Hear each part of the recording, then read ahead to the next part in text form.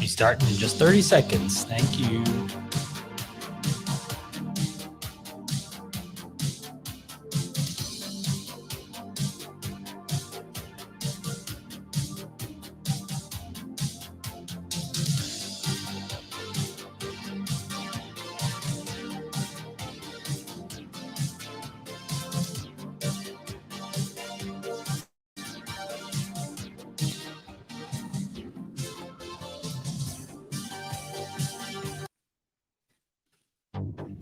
Now, why did it go there? All right. Need to fix that in the flow. How you doing, everybody? Welcome back to Created Hours. This is our weekly office hours here, part of our show, our series.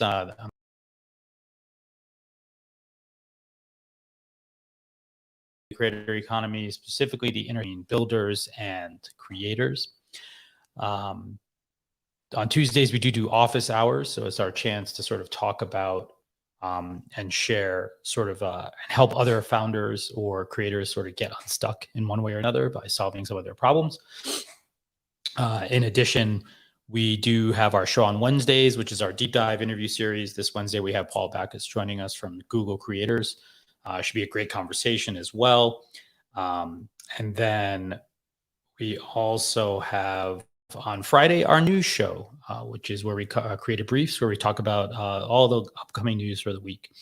So by all means, we hope you will join us at one of those times. I don't know what's going on. I'm trying to tweet this out, but I don't know. It's not working. But anyway, thank you. Oh, here, share the tweet. It's like a special button. But also testing for the first time today, Twitter's new recording feature for Spaces. So let's see how that works out for us in the long run. So, there's been a lot of news. Last week, we had too much news. Actually, we ended up running a little bit afoul of our time limit.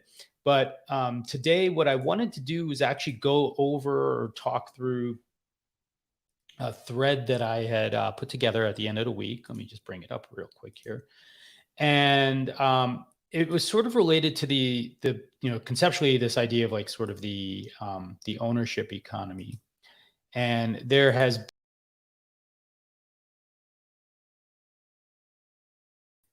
about this idea of sort of and sort of the implications of it in the broader scheme of things. And so I thought it would be useful and helpful. Here, I can do this. I never used this before. Here, you can see that. But this sort of started last week because I think it was Legion had a post about sort of ownership and some of the challenges that were going on. And one of our friends, Matt Zavella, reacted, and basically pointed out, I think, or sort of pointed to some of the risk, and I believe what he believes is a high risk, and I probably agree with him to some degree, that there's a lot of risk associated with just sort of like trying to immediately tear down sort of the predecessor to the Web3 oriented world that exists, or sort of the promises of this Web3 world, without necessarily having the full deliverable of what's coming into that the ecosystem today, right? And so I think I think everyone here is passionate in one way or another on one side of this conversation, and I certainly appreciate the idea that folks want to try to espouse sort of the pathway that they believe is the most viable. Now, where do I fit into this sort of ecosystem or equation, I guess? I tend to lean towards basically the idea that there's a 2.5 sort of scenario here still playing out. So the full abandonment of Web 2.0 seems a little bit silly to me. And the full transition to Web 3.0 seems equally silly, if not even more silly, in the current state of things. And so I have this thread. I'm just going to go through some of it and try to probably annotate it a little bit for everybody just to talk about it. So, what I do think is that that tweet should be editable so that I could spell ownership right. But also that that there seems like one of the things that seems to have happened with sort of this idea of there being like Web3 as the evolution is that everyone thinks that it's just like, yeah, we go from A to B and that's it. It's just obvious and creators should own everything. And I think that that's not really an honest look at sort of what is actually at play in trying to make that transition, right? So what I talk about is just sort of many people are advocating sort of this idea of an ownership economy where everyone owns everything, and they, as in the larger platforms, the forces that be, the man, etc., all these things that are holding back supposedly all of us, right, will have less control. Now, as I've said before, I'm not an apologist for the large platforms. I think they've done a tremendous amount of things that have harmed or sort of are now more clearly harming sort of the creator economy. But at the same time, it is hard to sort of avoid the point of view or the realization or the reality that we would not have a creator economy were it not for these tools that existed, right? And so without an actual transition plan, right, we're kind of driving people potentially off a cliff that they are not prepared for. So I think ownership isn't easy. It's ripe with a whole bunch of new responsibilities and requirements that I feel like haven't previously been discussed. So I'm gonna break them down here for us, right? So I think that the way I think about this idea is that in the creator space itself, there's kind of like 4 what I'll call economic orientations, like the financial motivation or economic motivations for like why you actually are a creator. And the 4 buckets that I sort of lay out are the hobby, the hustle, the career, and the company, right? And now these are not meant to be sort of like rigid, right? I think you can be in any of these buckets, but they do tend to exist in sort of these dyads, right? Because a lot of creators started because they were just truly passionate about something and they wanted to share that and find other people who are like them. As they start, those are the hobbyists. As they started to evolve into that, they're like, could I support my habit in other new and interesting ways? And so they went forward and they started to introduce that sort of concept of like a side hustle or something else along the way. I think many people, and why like the creator economy itself has so much sort of attention, traction right now, like why people are really interested in it, is that we are seeing careerists, right? Career creators sort of starting to emerge as a more vibrant group that we could potentially be considering, and that more people are opting for, how do I move past just doing this in that hobby sort of space, but or maybe even from a side hustle into like something I could do full time. Could I give up my job, my steady income, whatever that may be, and supplement it, replace it with something new? Those are the careerists. Now, there is a huge distinction, I would say, and an important distinction, that the career path, right, becoming a careerist is still not the same thing as actually running and operating a full-on company around it. Now, what we have seen, if we look at the creator space, is that usually they are still solopreneurs in many ways. They're working on their own. They have put together a lightweight sort of federation of like independents and contractors and other volunteers, et cetera, right, that are helping them sort of support and produce the work that they're putting out there. But yet that is not a company itself, right? Like a company has a different sort of aspiration. It has goals that are beyond your own means. And there's a lot of work that still goes into like sort of that second dyad of moving from career to company. I think what happens, unfortunately, is that too often we are prescribing, right, all of the behaviors of the company-oriented creators back down to the careerists. And the reality is that most people still have to educate and level up to get to that point. So one of the things that I point out is just like one worry about only talking about ownership is that it has the potential to either force creators down this funnel faster, right? Moving from sort of being a hobbyist into sort of somehow forcing yourself to be a company, right? Or eliminating the opportunity to play at non-ownership levels, right? And what that means is ultimately like, if I'm just interested in a topic, it can feel like there's pressure. Like if you're not doing the things that are required for you to go move forward, to own more parts of the process, that somehow you're doing it wrong. And I think that those are both problematic for the creator domain as a whole, right? And the creator economy itself. Not everyone's in it for the money, right? So we shouldn't be forcing everyone to have to dive into all of the economics, all of the trappings of sort of operating a business or running at least a side hustle just because, right? And one of the just because parts is that if we eliminate the existing platforms, then all the people who just lightweight, monetized and didn't have too much worry about it or didn't care about it at all, right? They may lose out on the opportunity to find, to discover and to experiment and to get to where they're hoping to get to. I think that's a pretty big risk. I think it's a risk that the people advocating Web3 wholeheartedly and wholesale are not being honest about. And I think we need to sort of move our conversation to a bit more of an intellectually honest place for us to actually move forward. What did I just click? Do this again.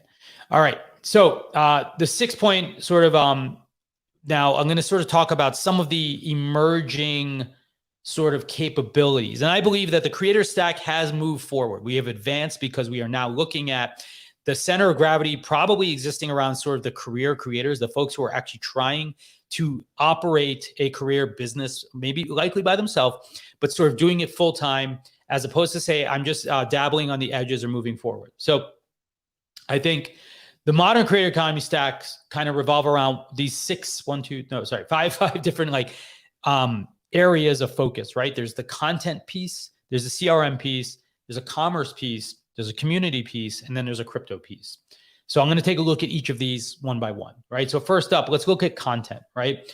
Now, content seems like this obvious thing, like, oh, you're a content creator, so obviously you must know about content. Well, I would argue that content is not obvious and it is not settled. Right? That new platforms and formats are continuously stretching the abilities and imagination of consumers and creators alike, right? So let's consider this. Content strategy now requires mastering a number of new things, right? Platform dynamics and algorithms, format and functional constraints, production retooling, and audience awareness, right? Now, these are all skills that as a content creator, you may not actually even be aware or have mastered yet, right? Because you've just started putting content out into the world. You start barely understanding, like, how does this platform work? How does that platform work, right? There are so many things that most creators are intuitively reacting to, but have not necessarily formulated a strategy around, right? And I say, so for example, just thinking about new formats even, what's your AR strategy, right, as a creator? Do you have one yet? What's your metaverse strategy? Do you have one of those, right? Heck, do you even have a TikTok strategy? Are you a YouTuber and you're still trying to figure out how to use another platform that's already at scale? So do you even have a strategy, right? Like it's still a good question for us to be asking ourselves. Is most people are experimenting and learning, and that's not their fault. Like that is just like, it is a hard process. It is a long process, and it is an iterative process, much like being an entrepreneur is in any other domain, right? And so you've got to figure out all these pieces. So content is not settled. It is something that is continuously evolving. And so hence, as a creator, if I want to be a careerist, even if I want to be a hobbyist that grows my audience without any aspirations of monetizing it, you still have to go and master all these other things, like how to be successful on a platform, how to plan your content, when to release it, how to publish it, etc. Right? That's bucket number one, just content. Now, CRM, it's bucket number two. CRM and data at large are a huge part of why the platforms that do exist today have an advantage over creators, and how businesses continue to sustain and grow their advantage, right? So here's the reality. The reason that if you've ever been on Facebook and tried to buy an ad, for example, you probably noticed that you can go on Facebook and target 40, 50 different topics or attributes on the audience. Yet somehow, as a creator, when you open up your analytics from those same platforms, what do they tell you? Age, sex, and location. So there's this massive disparity between what the platform knows about your audience and what you know about your audience, right? Now, if you've been like highly attentive, paying attention to comments, having conversation with your fans, you are likely learning a whole bunch of things qualitatively. But knowing those things quantitatively has tremendous value. It helps you master, it helps you sort of elevate your rates. It helps you back in and understand what your value is, right? And it also helps you make smarter decisions about the content that you want to make. Now, if you were to have to own all of the CRM parts that the platforms currently are doing, however, right? Well, guess what? There's a whole bunch of new things that come into play. Security and storage of that data, compliance and regulations, capturing and cleaning of that data, automation and activation of customers, analysis and insights. These are all things that are fundamentally part of owning the data, because just having the data does not get you any of the things that owning it alone does, right? So this is kind of what I guess that theme, again, I'm going back to, is that ownership is not simply owning, but it is using and utilizing and leveraging these things. And without the skills, you aren't going to readily, easily be able to do that, right? So I think obviously for CRM, most of these, and by the way, most of these things we will outsource to some degree, but a good, smart entrepreneur learns the essentials of everything that they need to know so that they can also know what they don't know, right?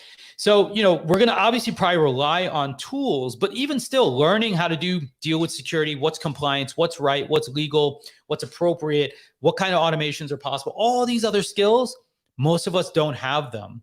We would need to level up our skills in a big way to do that. It's a pretty big lift to become good and serious about CRM.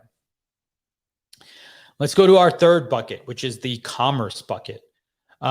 So commerce is something that we can all see in our lives, right? Like it's obviously, it's out there, it's everywhere, and we are being activated by creators. We see creators sort of activating commerce in many different levels and many different levels of capability. But it does provide opportunities to make money while we sleep. This is why commerce is pretty interesting. It's also like why productizing things may also be valuable. But commerce does bring with it a lot of challenges that most of us don't normally deal with, right? Most of us have never made something a good, right? Like we haven't made merch before. Most of us haven't necessarily been software people and designed a product, right? Most of us haven't operated a retail location. So when you start thinking about commerce, you've got all these other things that maybe you've never had to do before, like product development, unit economics, inventory management, supply chains, sales and marketing, customer support, and fulfillment. So guess what? The second you want to start selling something, once you want to own the sales process, you own all of these pieces automatically as well. So this is why it is just not easy to just say, yeah, everyone should just own all of their commerce. Well, guess what? You don't want to have to deal with setting up your own brain tree. You don't want to have to deal with chargebacks. You don't want to have to deal with a whole number of things just around the payment side. Then you got to deal with getting products all the way through. Platforms are not the enemy. right? But ownership is also not necessarily the solution, right? So I think commerce has certainly gotten easier and easier than ever, but it is hardly easy or free and is definitely riddled with a number of risks. We've already seen a great deal of hesitancy from creators to sell themselves. They don't want to be good salespeople, right? Creators hate asking for money, hate asking their fans to buy something, right? It's just observable. There's a great article by Andreessen, I believe it was, recently about why one of the skills we need to do the most is helping creators learn how to be better salespeople. But is selling a product easier? I don't know. Is it harder? All I know is it is a new set of skills that once you decide to own the entire stack, you have to own the entire parts that come with it, right? So that's sort of the commerce part. Our next bucket is sort of this idea of the community bucket. And community is one of the most abused and bastardized words out there. My wife works in community strategy. I've seen up close what it means to actually do community well. And I think it's just tossed around everywhere. And, but it's serious business. It's real business. It can drive real revenue and make real meaningful impact on your business, but it is a huge commitment. You do not just get community for free. It takes a ton of work, energy, and effort, right? And everyone, I would say, most of the people I would say that are self-identify sort of as creators, they've built an audience of some size, but an audience is not a community, right? An audience does not have a strong relationship to you. Well, they may have a relationship to you, but they do not necessarily have a relationship to each other.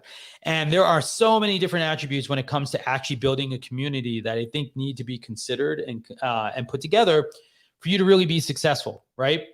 So for example, community strategy and management are very complex ecosystems, and they're only now getting their due attention, right? Like I'd heard anecdotally that like if you were to add the word community to your startup pitch, like you basically would have investors throwing money at you because there's so much interest in it right now.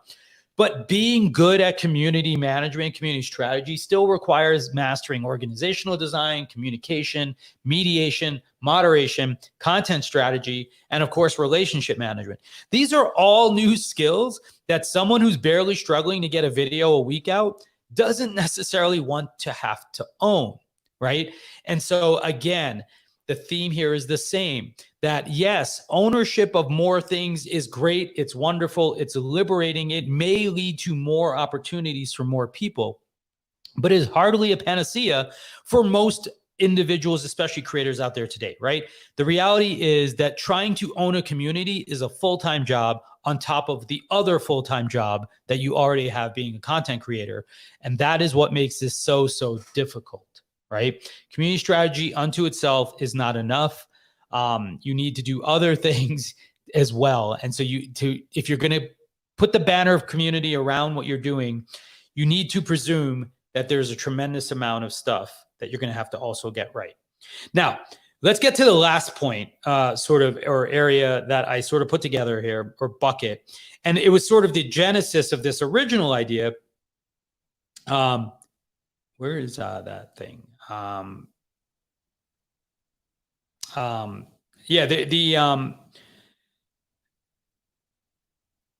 There's this one last thing, which is the crypto bucket. And I feel like the crypto bucket is sort of like what kind of got this conversation started, right?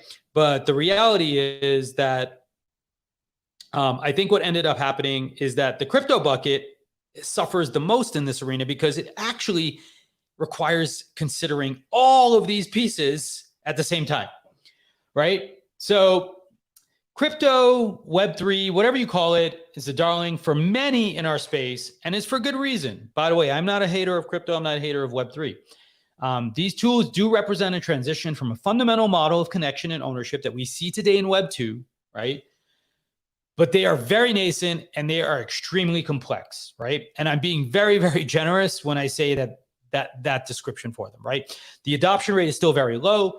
Getting involved requires a ton of money. It is really, really complicated. Now, on top of, if you want to leverage crypto, right? So if someone's telling you, or as a creator, that the solution to your problems is Web3, solution to your problems is NFTs, solution to your problem is crypto, it's social tokens, whatever it may be, you have to master all of the things I've already talked about.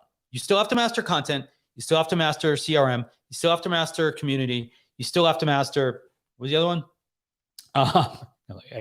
Long thread. And you still have to master commerce, right? All of these skills are actually activated when you move into actually doing crypto, because I don't know about you, but I have several friends that have run crypto projects that have been somewhat successful. And it is a ridiculous amount of work to maintain, to plan, and to do all the work around the execution. Otherwise, you can be guaranteed a bunch of really shitty results, and you're going to probably be turned off from the whole thing when all is said and done, right? So just think about this. In addition to all those other skills, once you start moving into the crypto realm, right, there's a whole bunch of new skills and tools that are required. There's tokenomics, there's economics, there's currency and capitalization. There's also all of these new decentralized adaptations of all the tools that you used to do.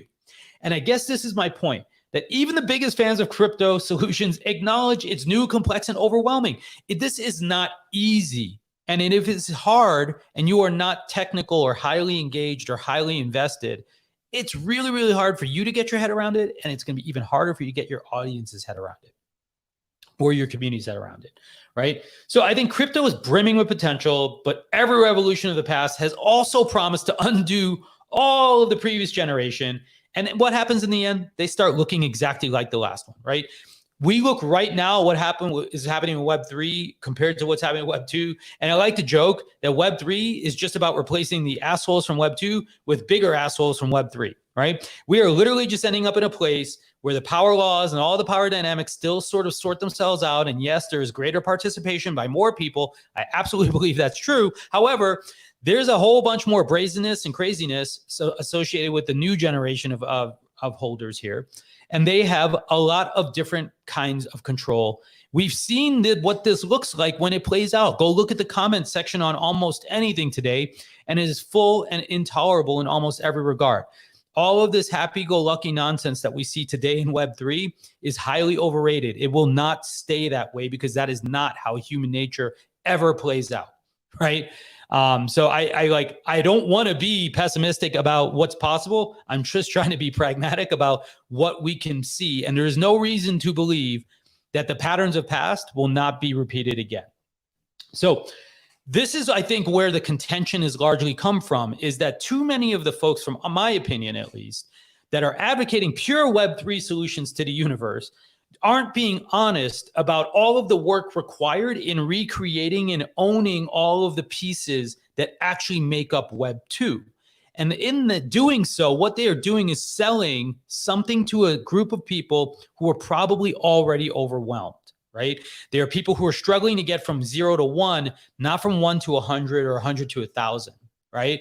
And right now, what we really need to do, in my opinion at least, is we need to be focusing on how do we move the creator economy out of the hobbyist realm, right, or the side hustle realm into that career realm, way more so than we need to be focusing on the bigger aspirational parts.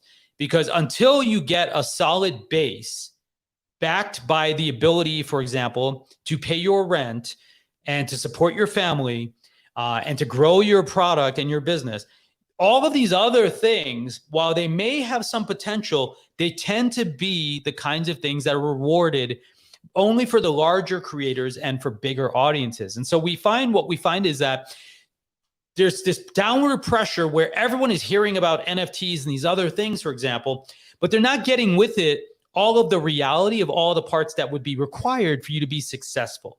And I think if we ignore the iceberg and we only talk about the part that's showing above the water, we're doing a bigger disservice to the creator economy as a whole, because we're fundamentally basically lying to people about how easy this new world and great this new world will be without any of the reality of the trappings of getting there, right?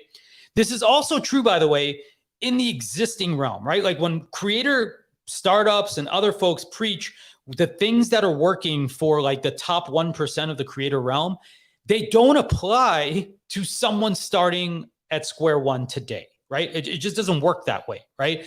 Like the built-in advantages that people see and feel, right? Like being a creator with 100,000, 1 million subscribers already. When you start anything, you do anything, you start on third base, right? And so those advantages, you can't ignore them. They're real. And it's very, very difficult, almost impossible for someone who is already in that space at that top of the funnel, right? Top of the pyramid, to be able to sort of relate or explain to you what to do, because they will tell you things that they are doing. It's just that those things that they are doing have a force multiplier because of who they are, right? So I think it's really clear, though, that, the transition to any of these different new buckets or capabilities or skills is really, really hard to master, right? Like getting good at content is its own job. Getting good at commerce is another job. Getting good at CRM and marketing and data is a different job, right? Getting good at community is another job. And getting good at crypto is the hardest of all of them, because ultimately it requires mastering all of those skills. I think that we need to be a little more pragmatic and try to help people. We can't sell just the promise. We have to sell the path to success, right? And so I think when we put all of these tools against the backdrop of all the new creators, solopreneurs that are coming out there, we're going to find that they are looking for solutions that are tangible about how to move from 0 to 1, more so, as I said, than from 1 to 100. Now, the 1 to 100 people, even there, I think it's still easier to help them than the 100 to 1,000 folks, right? So I still, like, as I mentioned earlier, as I come to the end of my thread, I did share it into the Twitter space if you are listening there. But I do think that there's a hybrid approach here, or maybe it's a stepping stone into Web3. I don't believe that Web3 is fundamentally flawed or evil per se. I just believe that it requires a lot of work, and it requires a lot of plumbing, and it requires a lot of pieces that don't really exist at the level of simplicity that most people can build upon or are used to yet, right? And so I think that, much like many of my friends in the creator economy who are building tools to help other creators get from one place to the next, some of them are building Web3 oriented tools, but they are also honest usually that they're working for a subset of the larger economy as a whole. But most of the people I know are actually working in this sort of Web 2.5 space, where they're actually trying to bridge the gap. They're trying to say, how do we get the best of both of these worlds, right? Or at least start to prepare our creators for a life that may have more attributes from Web 3 than it does from Web 2, with the still stark reality that Web 2 is where most people are going to butter their bread, and that Web 3 may get us there, and may certainly be the future as we move forward, right? So, I guess in summary, I just wanted to add that, I welcome more debate on this topic and this conversation as a whole. I think, there's certain, it goes without saying that, that we're in a time now where the creator economy is bustling and booming, but I believe that is not because of Web3. I believe that it is because more and more people have seen that content creation can lead and be a successful path to a career, and maybe even to a life as an entrepreneur and as a larger sized company, right? Now, the Web3 stuff is new, but to me, it is a feature. It is a toolkit from which we should pull from to create better businesses. It is, the last tweet sort of in my thread was just that ownership represents an undoubted opportunity for creators and the creator economy as a whole, but it's a bit early to declare it as a destiny for all. I do not believe fundamentally that everyone should be moving in this direction, certainly not yet, and definitely not right now, right? I think like some creators may be able to benefit and leverage some of these tools. And if you have the size and the reach to do so, great. If you have the energy, the skill, and the resources, great. If you're trying to move from 0 to 1, however, Web3 is very unlikely to be the way that you get escape velocity out of being a hobbyist up to being sort of like a full-fledged company, building and operating and owning your own, all of your destiny. So thanks for listening today. I just wanted a chance today to sort of chat, go through this thread because we ran out of time on Friday, but we will be back to, wait, what is today? Today's Tuesday. Yeah. We'll be back tomorrow for the Created Economy Show. We'll be interviewing Paul Backus, as I mentioned before. So feel free to tune in at 2 p.m. Pacific time to join us there. If you've got comments or thoughts, we'd love to hear them. Drop us a tweet. Join us live in the studio sometime. And we'd love to get a chat going with you as well. So thanks for hearing me out today. And it's been a pleasure. And we will see you all soon. Bye, everyone.